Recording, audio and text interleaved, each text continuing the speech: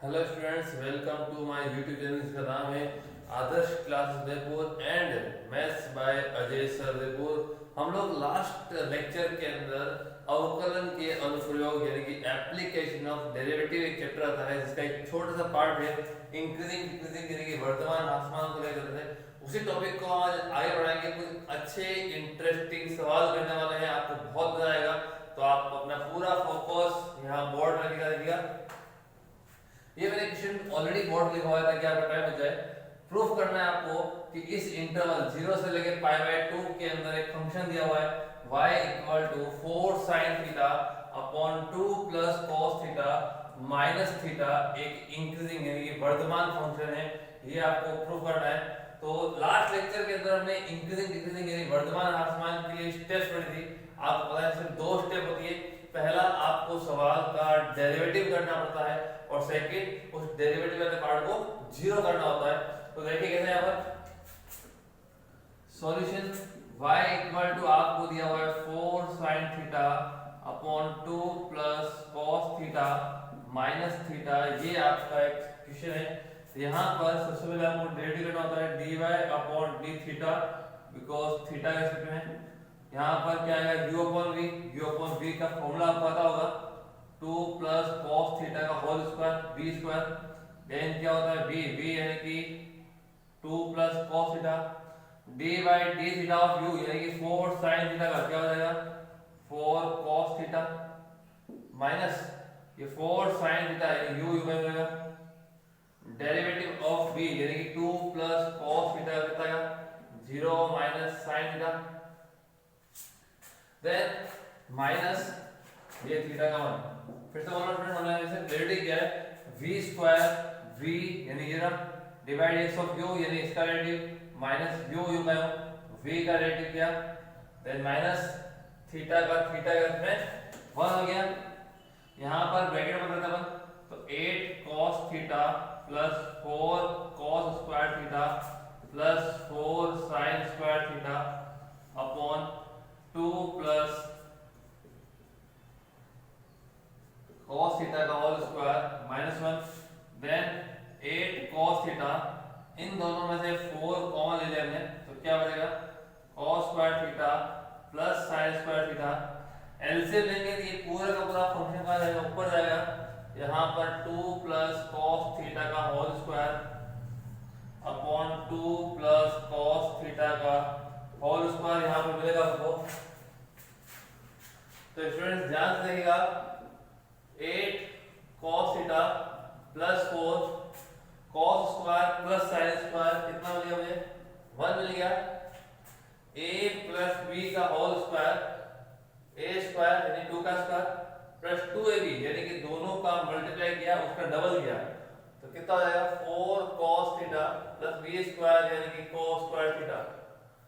Then upon में यहाँ पर ये 2 प्लस cos थीटा का होल स्क्वायर ऑलरेडी यहाँ पर है। Then 8 cos theta plus 5 bracket open किया माइनस का 4 cos थीटा होगा क्या बनेगा 4 cos थीटा। ये प्लस का 4 और ये माइनस का 4 कैंसिल हो जाएंगे। माइनस क्या बनेगा cos square theta upon 2 plus cos theta का होल स्क्वायर। तो यहाँ पर स्टूडेंट्स यहाँ आपको मिलेगा dy अपॉन थीटा, ऊपर से हम लोगों ने cos थीटा कॉमन ले लिया है तो 4 minus cos theta upon 2 plus cos theta का होल स्क्वायर। तो स्टूडेंट्स इंक्रीजिंग एंड डिक्रीजिंग यानी वर्धमान ह्रासमान के अंदर मैंने आपको जो दो स्टेप्स बताई थी उसमें से पहली स्टेप हम लोगों ने कवर कर ली वो कौन सी थी सवाल का डेरिवेटिव करना। तो जब डेरिवेटिव हो चुका है तो फिर हम क्या करेंगे सेकंड स्टेप आएंगे for increasing and decreasing function यानी वर्धमान एवं ह्रासमान के लिए क्या करना है आपको dy अपॉन d थीटा को 0 करना है।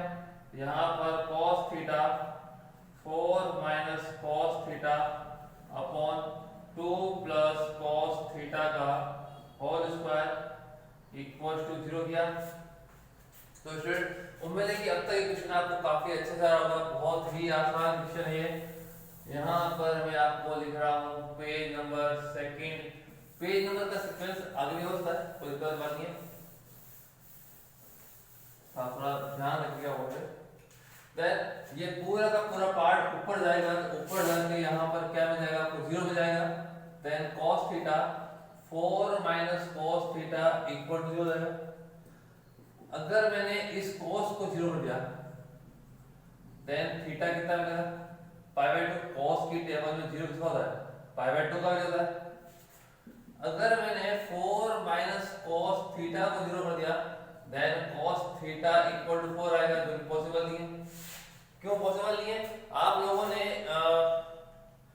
11th क्लास के अंदर रेंज पढ़ी होगी, जहां पर आप लोगों ने पढ़ा है कि cos की रेंज जो होती है वो माइनस में से 1 तक होती है, यानी कि cos की हाईएस्ट वैल्यू क्या होगी 1 होती है। या मैं को आपको एक और शॉर्ट तरीका बताऊं कि एक सिंपल वे में देखिए cos 0 कितना होता है 1 होता है, cos 90 क्या होता है 0 होता है।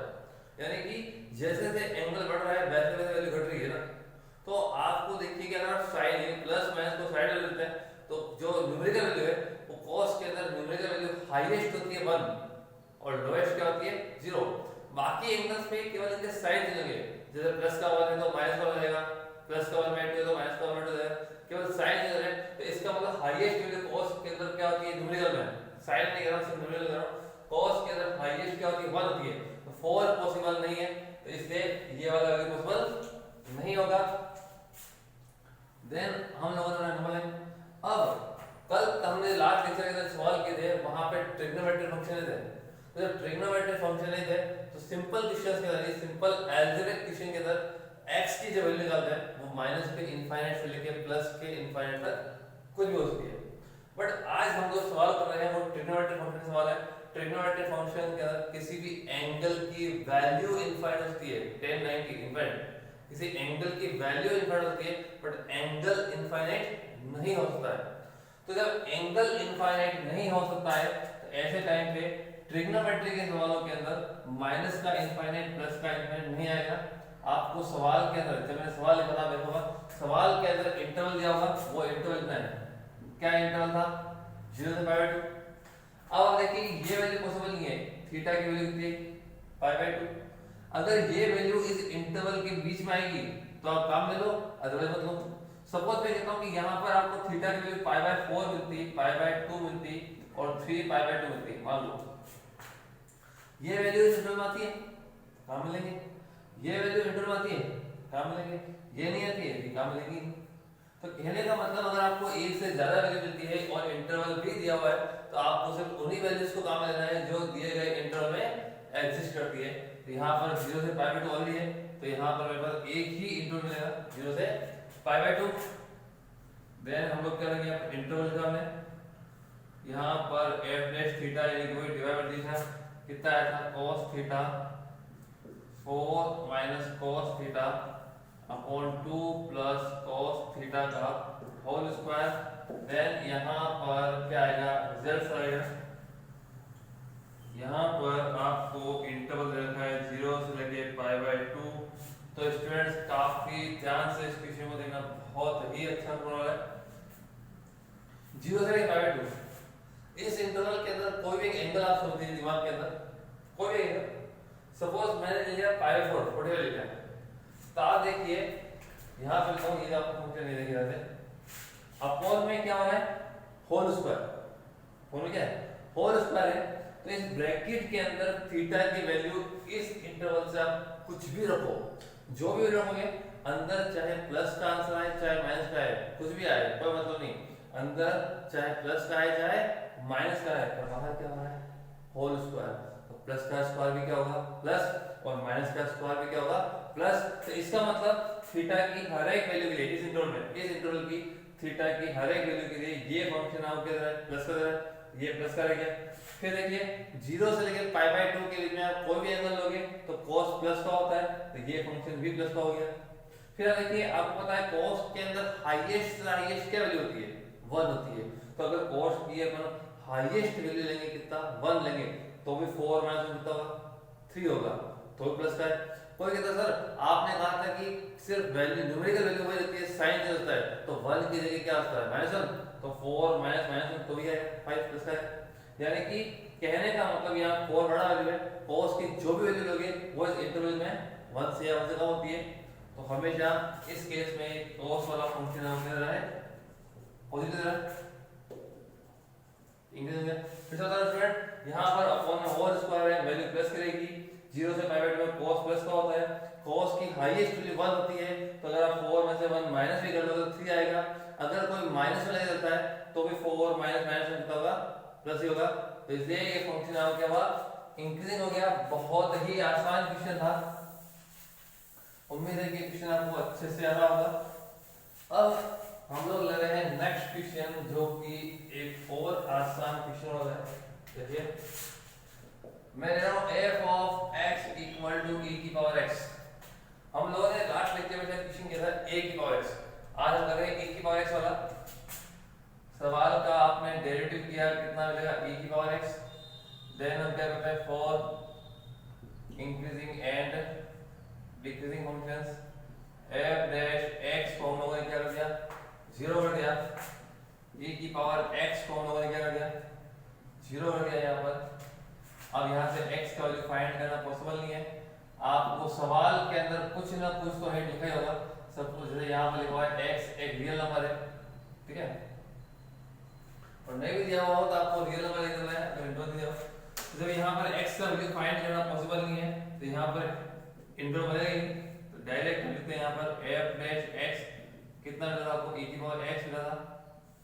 देन यहाँ पर रिजल्ट सिमिलर हो रहा है, यहाँ पर x क्या है, रियल नंबर है। रियल नंबर प्लस का भी होता है, माइनस का भी होता है, फ्रैक्शन में होता है, रूट में होता है।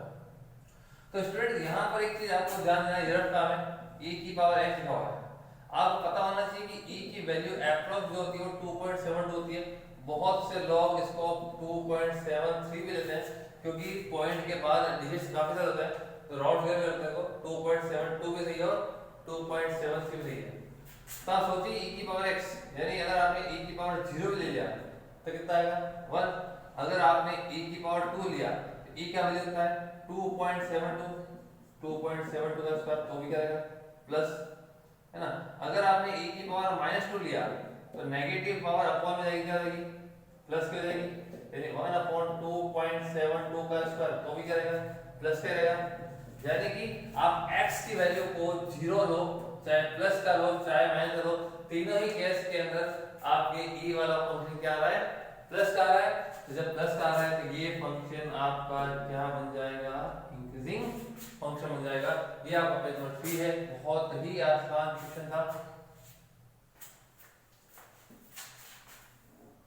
अब मैं ले रहा हूं आपको f of x equal to log sin x।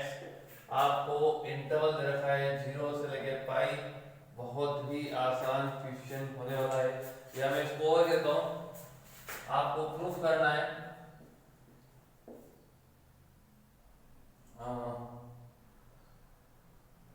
इसको और अच्छे से मैं लेता हूं, देखिए 0 से लेके π/2 के अंदर ये जो फंक्शन है वो इंक्रीजिंग देगा, एंड π/2 से लेके पाई के अंदर ये जो फंक्शन है वो डिक्रीजिंग देगा। तो एक में लिया कि आपको ये प्रूफ करना है कि 0 से π/2 के अंदर ये फंक्शन इंक्रीजिंग है, π/2 से पाई के अंदर ये फंक्शन क्या है, डिक्रीजिंग है। तो सॉल्यूशन देखिए कितना आसान हो रहा है। f ऑफ x मैंने लिखा यहाँ पर log sin x, यहाँ पर f डैश x लिखा, log x का डेरिवेटिव क्या होता है, 1/x यानी 1/sin x। sin का डेरिवेटिव क्या होता है, cos x। यहाँ पर अपने को क्या मिलता है, cot x। फिर वही for increasing and decreasing functions के लिए f डैश x को हम लोग क्या करते हैं स्टूडेंट, 0 करते हैं। cot x को हमने क्या करते हैं, 0 कर दिया, तो cot की टेबल में 0 किसका वैल्यू होता है, π/2 का वैल्यू होता है। इस सवाल के अंदर इंटरवल दिया हुआ है, ट्रिग्नोमेट्री का फंक्शन है, इसलिए माइनस का इनफाइनाइट प्लस का इनफाइनाइट नहीं आएगा। यहाँ पर इंटरवल 0 से π/2 भी दिया हुआ है और π/2 से पाई भी दिया हुआ है, तो इसका मतलब इंटरवल चालू कहाँ से हो रहा है, 0 से, खत्म कहाँ पे हो रहा है, पाई में। और आपके पास x की वैल्यू क्या मिलेगी मेरे को, π/2 जो इस इंटरवल में आती है। तो दो इंटरवल बन रहे हैं यहाँ पर, और वही दोनों आपको चाहिए भी थे। तो students interval f dash x मैं यहां पर ले रहा हूं cot x, यहां पर लिख रहा हूं मैं रिजल्ट्स, यहां पर स्टूडेंट्स 0 से लेके पाई बाय 2, उम्मीद है कि आपको यहां पर दिख रहा होगा बोर्ड में 0 से लेके पाई बाय 2 यानी फर्स्ट क्वाड्रेंट के अंदर कोड क्या होता है प्लस का, कि फर्स्ट क्वाड्रेंट में सारे ट्रिग्नोमेट्रिक फंक्शन प्लस के होते हैं, तो यहाँ पर प्लस आएगा, यानी इस केस में क्या हो रहा है इंक्रीजिंग हो रहा है, यही आपको प्रूफ करना था। देन पाई बाय 2 से पाई सेकंड क्वाड्रेंट के अंदर सिर्फ साइन और कोसेक ही प्लस के होते हैं, टेन कोट सेक कोसेक चारों क्या होते हैं नेगेटिव होते हैं, जैसे सेकंड क्वाड्रेंट के अंदर कोट क्या होगा नेगेटिव होगा, नेगेटिव का मतलब यहाँ पर क्या मिल जाएगा डिक्रीजिंग। ये आपका प्रूव हो चुका है कि 0 से लेकर पाई बाय 2 के अंदर क्या मिल रहा है इंक्रीजिंग मिल रहा है, एंड पाई बाय 2 से पाई के अंदर आपको क्या मिल रहा है डिक्रीजिंग मिल रहा है। तो ओवरऑल आप ये भी कह सकते हैं कि इस इंटरवल का फर्स्ट वैल्यू और इस इंटरवल का लास्ट वैल्यू लीजिए, यानी कि 0 से लेके पाई के अंदर नाइदर इंक्रीजिंग नॉर डिक्रीजिंग, यानी कि ना तो वो वर्धमान है और ना ही ह्रासमान है। तो ये एक और आसान सा क्वेश्चन हम लोगों ने किया है। अब एक और क्वेश्चन में यहाँ पर लेके आ रहा हूं आपको, क्वेश्चन है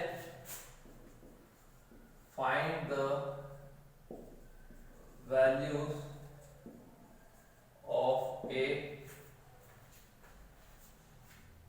for which in interval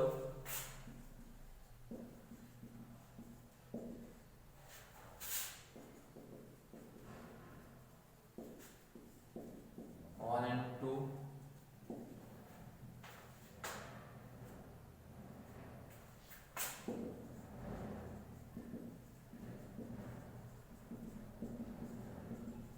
student इस क्वेश्चन में थोड़ा सा चेंज है। अब तक हम लोग वो इंटरवल फाइंड कर रहे थे जहाँ पे इंक्रीजिंग है डिक्रीजिंग है, और इस बार जो है इंटरवल फाइंड नहीं करना है, आपको ए का वैल्यू फाइंड करना है। ये सेम उसी तरह से है जैसे लिमिट सेम कंटिन्यूटी के अंदर दो टाइप के सवाल होते हैं, पहला आपको कंटिन्यूटी प्रूफ करना होता है, सेकंड कंटीन्यूअस है आपको दे रखा है, आपको पर्टिकुलर किसी कांस्टेंट की वैल्यू फाइंड करनी है। सेम मतलब यहाँ पर इंटरवल फाइंड नहीं करना है, आपको दे रखा है कि इंक्रीजिंग है, आपको तो सिर्फ a का वैल्यू चाहिए, तो प्रोसेस वही रहेगा solution f of x x square plus x plus 1 derivative किया 2x प्लस a। अब स्टूडेंट यहाँ पर ये चीज ध्यान रखने की है कि जब अपने को इंटरवल फाइंड करना था, यानी जब आपको मालूम नहीं था कि कौन सी इंटरवल के अंदर ये फंक्शन इंक्रीजिंग होगा कब ये डिक्रीजिंग होगा, आपको नहीं मालूम है, इंटरवल फाइंड करना था, तो उसके लिए हमने यहाँ पर इसको 0 किया, 0 के इक्वल करके हम लोगों ने टेबल ड्रॉ की, टेबल ड्रॉ में देखा कि अगर वैल्यू प्लस के आ रही है तो इंक्रीजिंग है, माइनस के आ रही है तो डिक्रीजिंग है। क्यों? क्योंकि उस समय आपको वो इंटरवल्स फाइंड करना है, यहाँ पर इंक्रीजिंग है दिया हुआ है, आपको प्रूफ नहीं करना है, तो यहाँ पर सिर्फ मैं क्या लिखूंगा इंक्रीजिंग, डिक्रीजिंग बढ़ाएगा क्योंकि आप इंक्रीजिंग है। तो आप सोचिए कि आपका ये फंक्शन इंक्रीजिंग कब होता है, आप जो टेबल ड्रॉ करते हैं उस टेबल के अंदर अगर आपकी वैल्यू प्लस की आती है तो इंक्रीजिंग होता है ना। अभी पढ़ा हम लोग कि जब आपकी डेरिवेटिव की वैल्यू 0 से बड़ी है प्लस की आएगी तो ही इंक्रीजिंग होगा, तो वहां कह रहा है कि इंक्रीजिंग है, तो इंक्रीजिंग तभी होगा जब आपके डेरिवेटिव वाला पार्ट 0 से बड़ा आएगा, है ना भाई, डेरिवेटिव वाला आपका पार्ट जो है वो 0 से बड़ा आएगा तभी तो आपका फंक्शन क्या होगा इंक्रीजिंग होगा।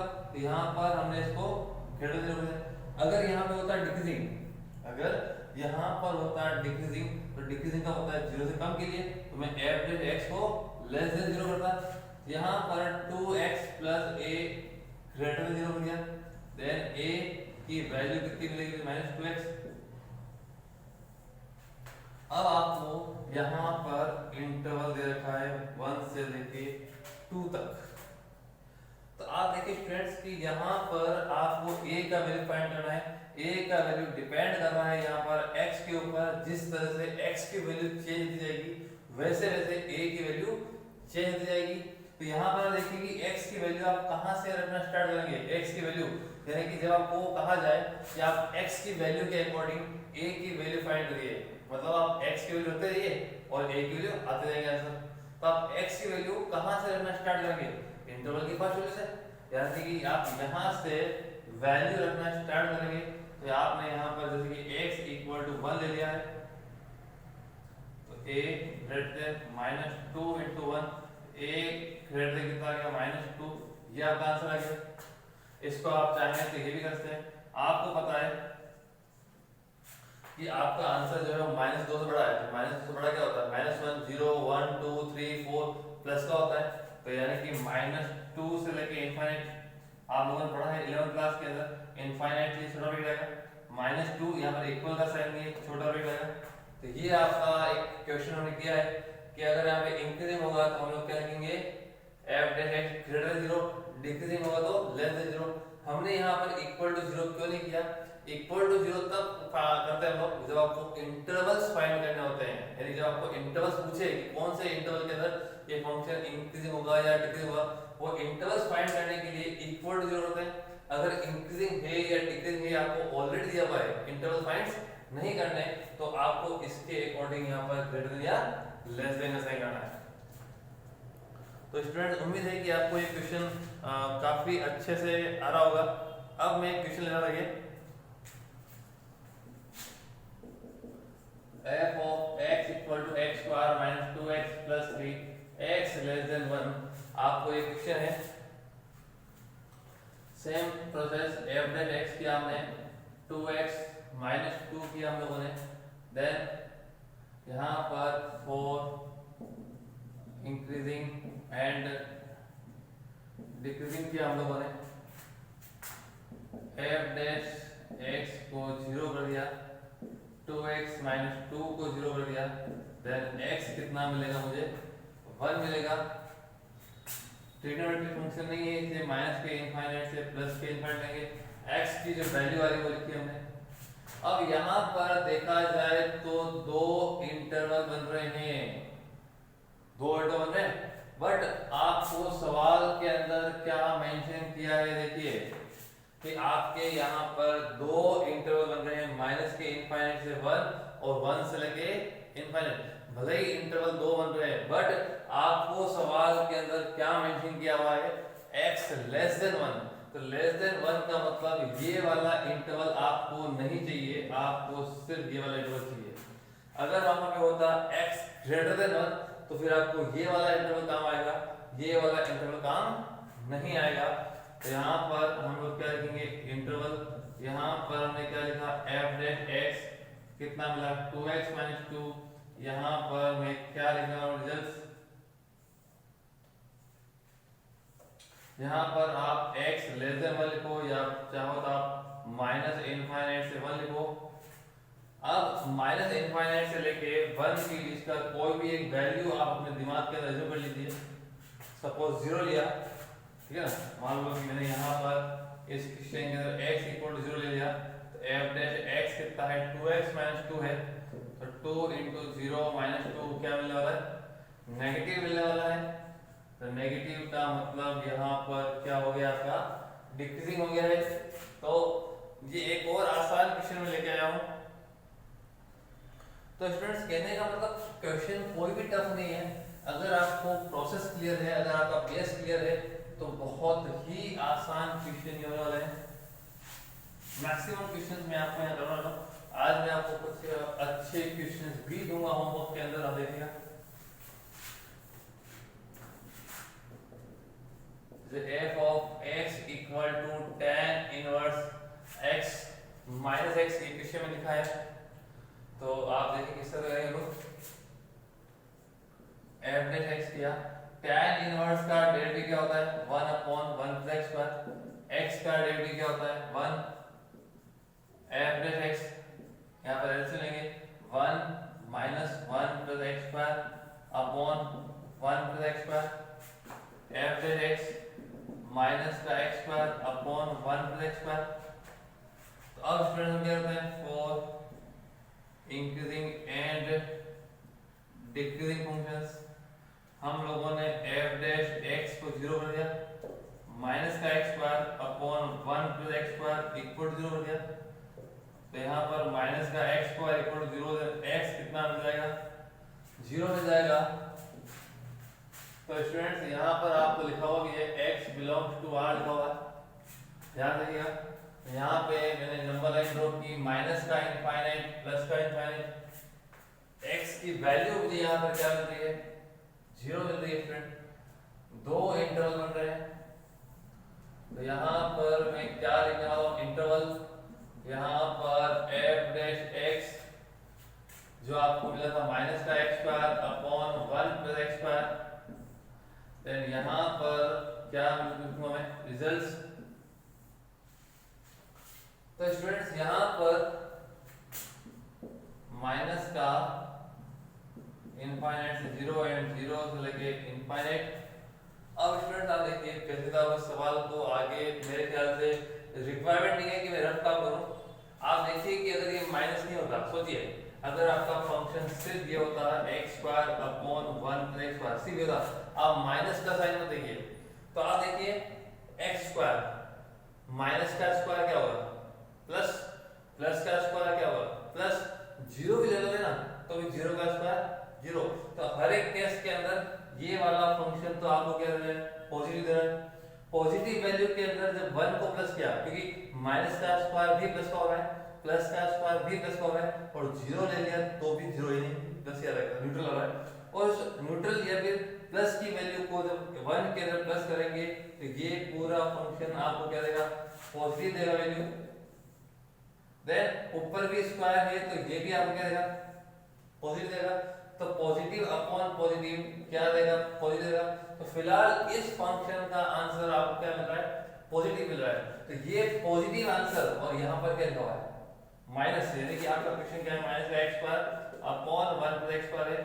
तो आप देखिए ये माइनस ये वाला, और ये फंक्शन आपको क्या दे रहा है, पॉजिटिव दे रहा है। तो प्लस माइनस क्या हो गया, माइनस हो गया। इस चक्कर में दोनों ही केस के अंदर आपको क्या मिलेगा, नेगेटिव मिल जाएगा, यानी कि ये क्या मिलने वाला है आपको, डिक्रीजिंग, डिक्रीजिंग। तो आप इसको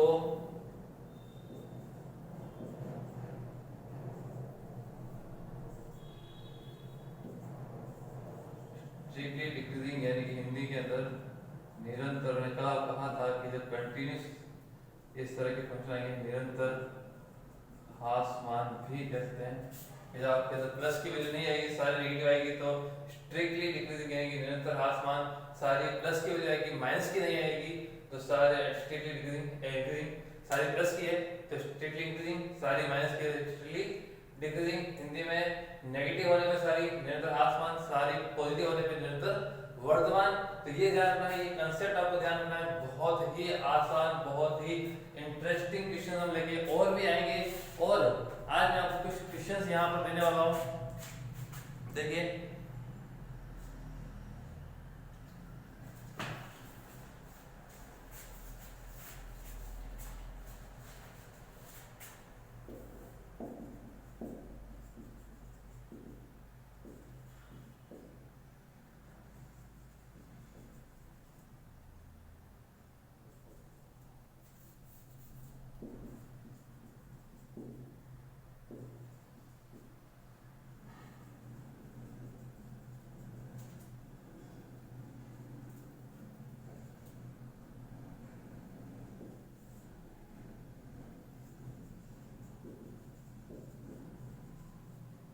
तो स्टूडेंट्स, ये दो क्वेश्चन मैंने आज आपको होमवर्क दिए हैं, और ये आज के लेक्चर्स में आपको कैसा लगा, कैसे टॉपिक आपको पसंद आया कि नहीं आया, ये अपने कमेंट्स मुझे अपने जरूर लिखिएगा यूट्यूब चैनल पे। दूसरा, इन दोनों क्वेश्चंस के आंसर का मैं वेट कर रहा हूँ। आप मुझे मेरे व्हाट्सएप नंबर पे या फिर मेरा यूट्यूब चैनल जो मैं बार बार कहता हूँ, आदर्श क्लासेस उदयपुर, या एक और है maths by Ajay sir Udaipur के नाम से। आप दोनों में से किसी पर भी अपने व्यूज दे सकते हैं। इन दोनों क्वेश्चंस के आंसर का वेट मैं कर रहा हूँ। फटाफट से इसके आंसर लिख के मुझे व्हाट्सएप नंबर पे या फिर इन दोनों में से किसी भी चैनल पे कमेंट बॉक्स में लिख दीजिएगा। नेक्स्ट लेक्चर के अंदर इंक्रीजिंग डिक्रीजिंग के और भी इंटरेस्टिंग क्वेश्चन हम लेके आएंगे। तब तक के लिए have a nice day, thank you.